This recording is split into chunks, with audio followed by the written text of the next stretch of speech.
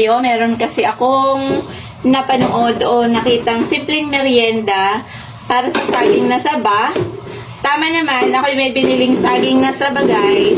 At di ko pa alam kung anong, hindi ko pa naiisip kung anong pwede kong iluto. Pero dahil sa akin may napanood na simpleng merienda, ngunit sa palagay ko or sa tingin ko ay pwede rin po siyang ihanda kahit po may bisita. So, simpleng merienda po siya, pero hindi naman po siya ganun kadaling gawin kaagad na laga lang kaagad. Hindi po siya ilaga lang. Hindi po siya laga lang. Mayroon pa siyang ibang gagawin. So, for the meantime, lalaga muna tayo nitong ating saging na saba. Hinog po ito. Unang proseso po nito ay ilalaga.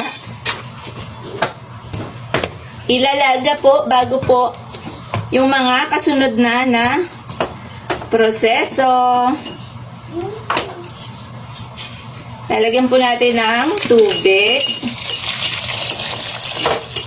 At ayun, ilalaga po muna natin for today's video.